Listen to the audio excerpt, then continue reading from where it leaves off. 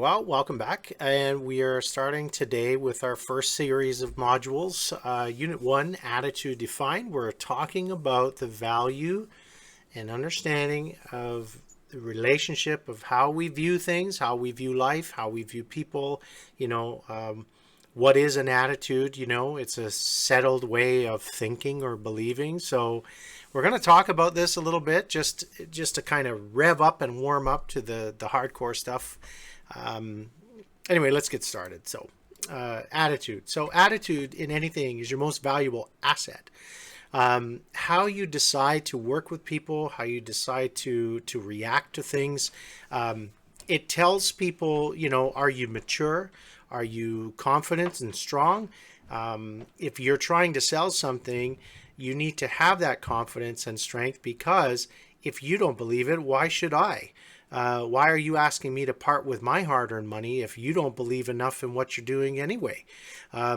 You'll find that there is that intuitive exchange when you're wanting to build trust, in a sales conversation. So your attitude on, how you see life, how you see the world around you, all of that makes a difference to how fast and how strong a relationship can be built. So let's go through this material just a little bit and just discover why it's a most valuable asset. So in the late 90s, now this is going back a ways, but I think the value of the information and the concept I'm going to try to teach here is still very valid. So try not to write off the history of things. But in the late 90s, a survey was taken by a company called Robert Half, and it was asked one very strong, pivotal question. What's the single greatest reason for firing an employee? What do you think? Write it down. I'll give you a minute. Okay, so you write it down what you think the single greatest reason for firing an employee is. And let's look at the results that were surveyed from some Fortune 500 companies. 30% of the survey said incompetence.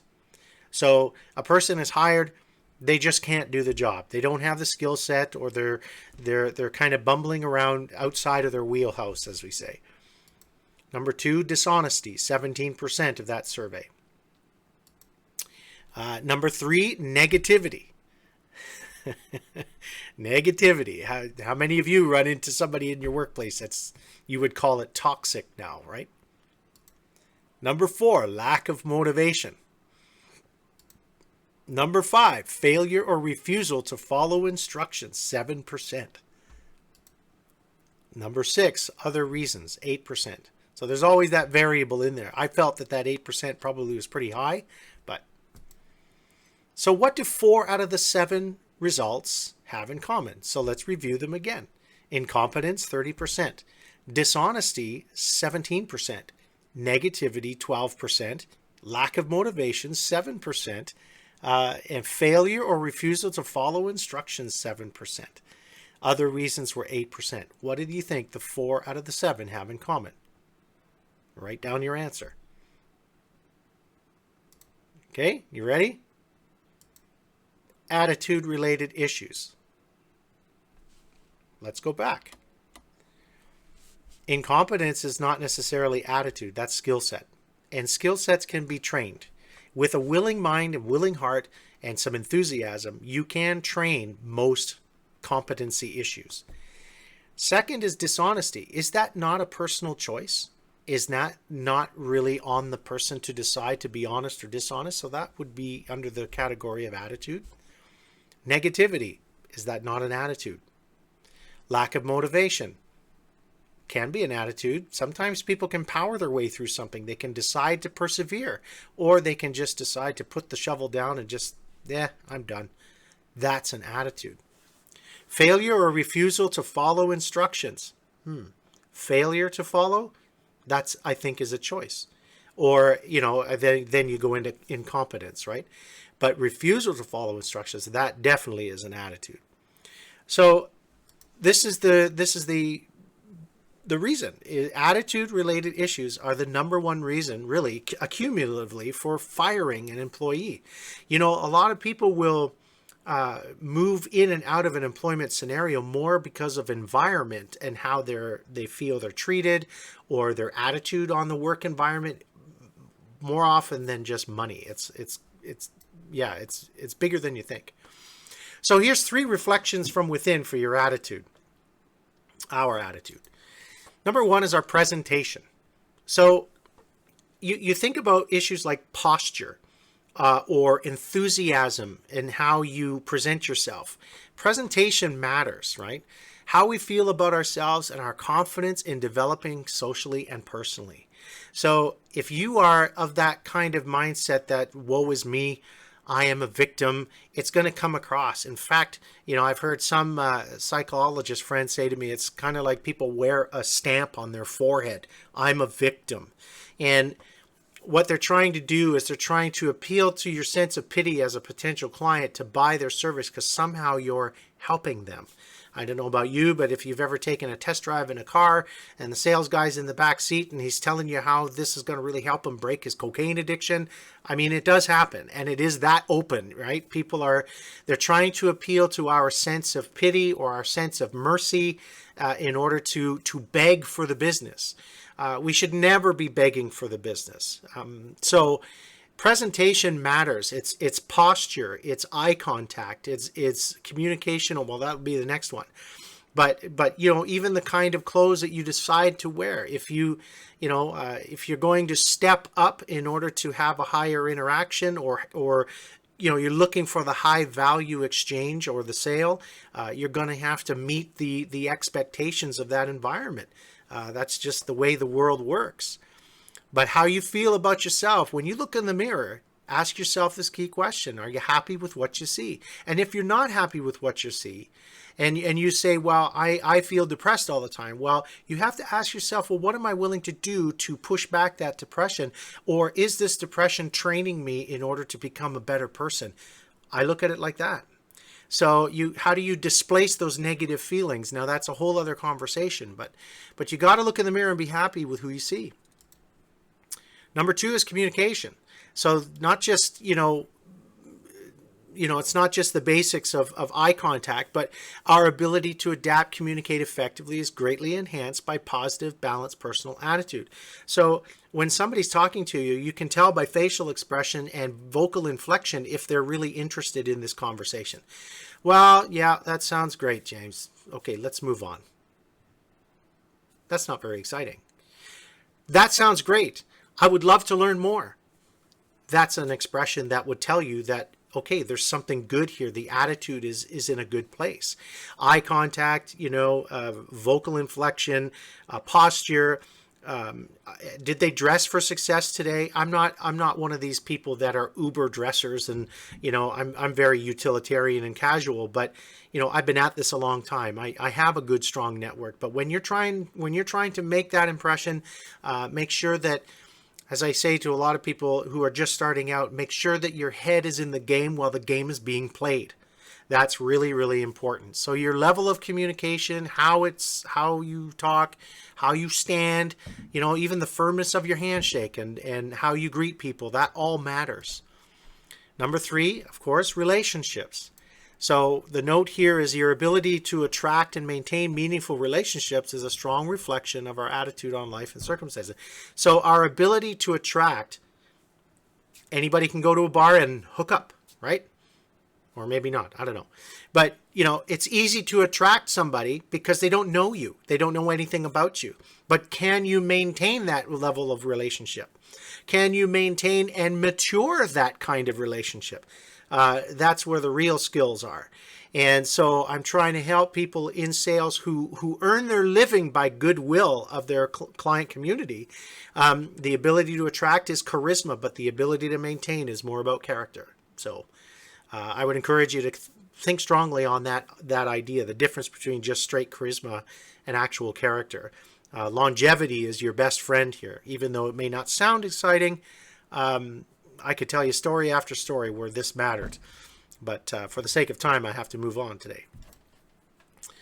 So what is your client asking? Here's what they may be asking, just not saying. In sales and service, it has to answer your customers' internal questions. This is what your attitude is. They're going to ask internally, is it as good for you? Is it good for me? So I don't know if you've ever run into this, but in my practices in the early years, the client would say, well, do you have one? No, I don't have one. Well, then why should I have one? That's an objection, right? And that's a very good objection. If you're not really interested in expending money or sacrificing in order to have what you believe in, it's going to be really hard to attract somebody else to buy into it as well. How you view my importance as a customer. Am I a commodity to you or am I an asset? What's the difference? Well, a commodity is something like, grain is a commodity. It's something everybody needs, but it comes in such large quantities and all that. It can be traded for very low, dollar value. But an asset is something that may increase in value as time goes on. It may be very highly useful as far as what it offers to you.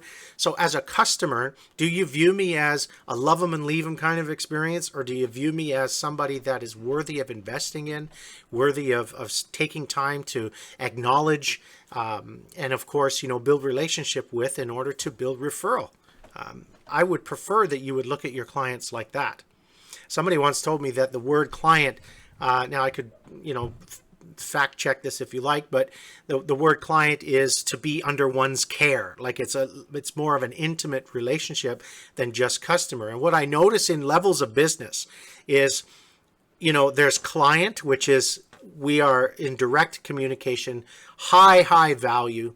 Then there's customer, which is I have an open door and people come and go, but their attitude towards me is still very important. And then there is what big business would call consumers. These people just come in and take and buy whatever you have to sell, and they make money on volume. What I've noticed is that, it's unfortunate that the value of the goodwill of the client is diminished the larger the company gets, and they get disconnected, they get disassociated, they start looking at you as an object rather than an asset, a person that feeds their business. I wonder if all the clients stopped buying in one day, what would happen in our economies. So anyway, so I want you to kind of have that view of respect for your client, respect for the people that support your business, because without them, you have no business. So that's really important. Attitude is everything here. The amount and strength of belief they will have in you and your continued service. So that's what they're asking, that's what they're kind of mulling over inside as they're kind of talking with you and relating with you. Okay, so here's some practical advice. We're going to conclude the module with this. Challenge yourself. You don't like what you see in the mirror, then you have to take it upon yourself to investigate what that looks like to change. Change is a good thing. Reinvention is not a harmful thing. Changing your attitude. You cannot always rely on world circumstances to dictate what your attitude is going to be. That is a choice for you and you alone. Look in the mirror. It's your choice that no one has the ability to take from you. So I don't have a lot of time right now to really expand on these thoughts, but I do want to encourage you that if you believe that you have enough self-respect, you have enough value in your life to keep on investing in, that's going to be a huge thing for you going forward. If you eventually decide to start your own business, the two things that business people will always kind of hold in high value is the level of your self-respect and your value of time. You only get time once. So these encouragements are a direct coach's heart comment to you, right?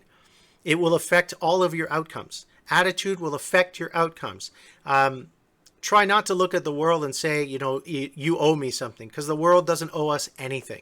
We have to go into the world and we make contributions. A city on a hill can't be hidden. You don't put bowls over candles. Like the light shines, and people need to see the very greatest and the very best of who you are out there in the work environment. So good or bad, it will affect your outcomes. Attitude is everything. So contact us with your questions. Certainly go to the email and write them down. Put your comments and questions in the email, and I will get back to you within 24 hours. All right. Thank you very much, and we'll see you in the next module. Hey, I'd like to say a personal thank you for joining on to this course today. And I want to let you know that if you would like to become a long-term supporter of our work, please join us over on locals.com or just catch our Casual Coaching Uncut on YouTube as well as Rumble. All right, have a great day.